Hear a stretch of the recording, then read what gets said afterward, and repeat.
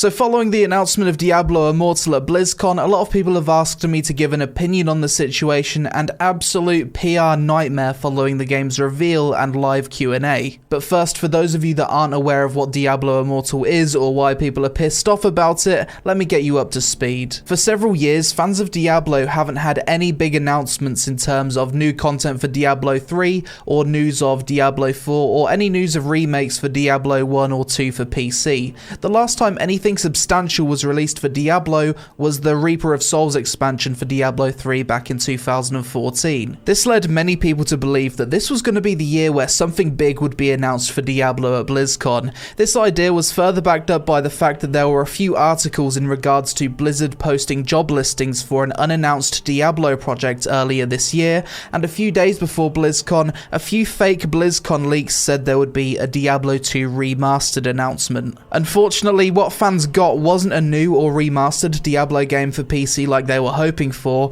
but a mobile MMORPG Diablo game for iOS and Android instead.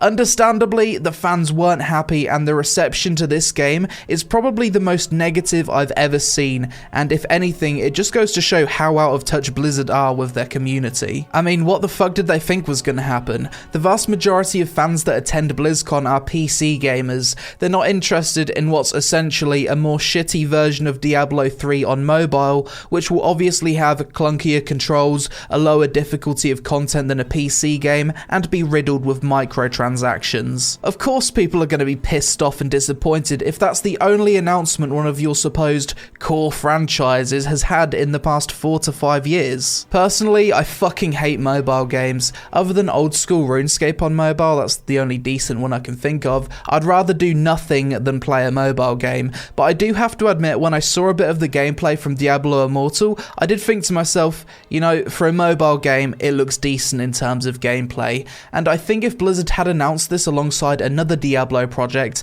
maybe a Diablo remaster for PC, or even the slightest hint that Diablo 4 is in development, then I think the community reception would be completely different, maybe even slightly positive. It seems to me that as Blizzard has grown over the years into the mega company they are today, their focus has shifted from how can we please fans and make incredible games to how can we please investors and maintain unsustainable profit increases each year. From a business point of view, it's a very smart idea for them to make Diablo on mobile. In fact, I bet they'll make way more money by creating this mobile live service Diablo game than they would from making Diablo 4, simply because of how large the mobile market is and how popular mobile games are in China. It's depressing, but when you look at the revenue mobile games make, they can far surpass PC and console games, costing a fraction of the price to make. Just look at League of Legends. In 2017, their worldwide revenue was $2.1 billion, yet in the same year, a Chinese knockoff version of League on mobile called Arena of Valor surpassed $3 billion in a similar time frame, with 96% of their revenue coming from the Chinese market. I'm sure if Blizzard did make Diablo 4 or older Diablo remasters, it would be insanely popular and make a crap load of money, but as we've seen from the AAA gaming industry time and time again, a crap load of money just isn't the same as all of the money in the world, which they constantly seem to be striving to make, regardless of artistic integrity or respect from the audience that gave them their success in the first place. The truth is that a brand new traditional Diablo game on PC and consoles would be way harder to monetize than a mobile live service Diablo game. I think the most entertaining part of this shit show came from the reaction of the crowd after the game's announcement and Blizzard's attempt at damage control. Honestly, watching the opening ceremony and Q&A, I felt so bad for Wyatt Cheng for having to try and make the audience excited for this mobile game. It just wasn't happening. I think he was expecting roars of cheers and applause after the trailer, but instead he got a few claps and what I'd imagine to be many disappointed faces. We want to use mobile devices as the platform for a new Diablo game, because nothing brings a family together like slaying demons.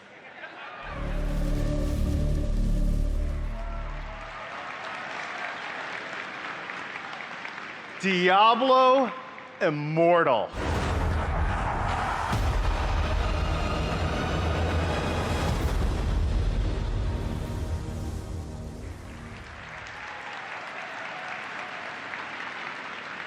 The two highlights of the Diablo Immortal Q&A for me was the guy who asked if it would be available on PC, and also the guy who asked if it was a late April Fool's joke. Is there any plans to make this playable on PC, or is this strictly mobile forever? Are there any? The current plan is to be on mobile, both Android and iOS. We don't have any plans at the moment to do PC. Do you guys not have phones? Yeah, you guys all have phones, right? Hey, just was wondering, is this an out-of-season April Fool's joke? No, it's a. Unfortunately, nobody asked how aggressively Blizzard will be monetizing this game with microtransactions, which was the main thing I was interested in knowing. Something I think worth pointing out about this Diablo Immortal Q&A is that the developers didn't have answers to a lot of fairly basic questions people had about the game, such as release date, how does progression work, how difficult will it be, which leads me to believe that the game's a long way from release. I just wonder why they decided to announce this game at Blizzcon when it's so far out, rather than at a smaller event maybe focused on mobile phones or something.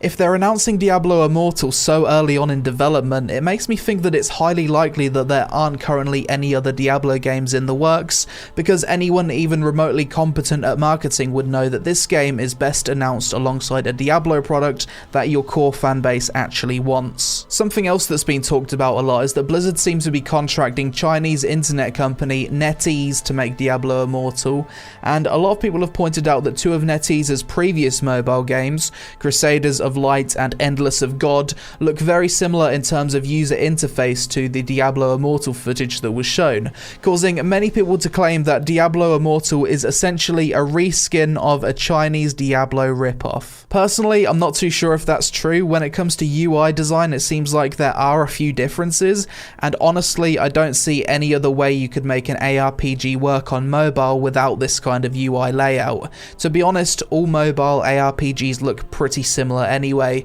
so my assumption would be that NetEase either used some kind of mobile ARPG template or took inspiration from what worked in their previous games, but to me it does look a little bit more than just a reskin. One of the major talking points of this controversy was how Blizzard seemed to be censoring criticism by hiding top comments on both the Diablo Immortal gameplay trailer and cinematic trailer.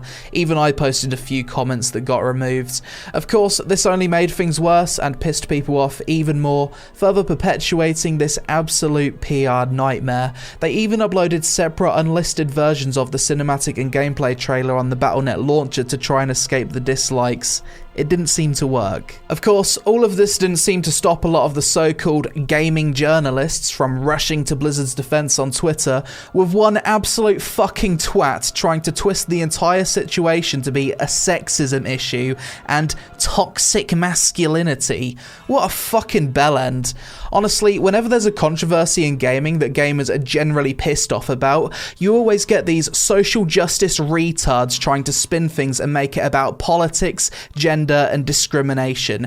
Any form of negativity and criticism, some gaming journalists find toxic. You know what's more toxic? Allowing AAA publishers to continue to design games purely around monetization, gambling mechanics, and pay-to-win bullshit without calling them out on it. Negativity in gaming is a fucking good thing if you ask me.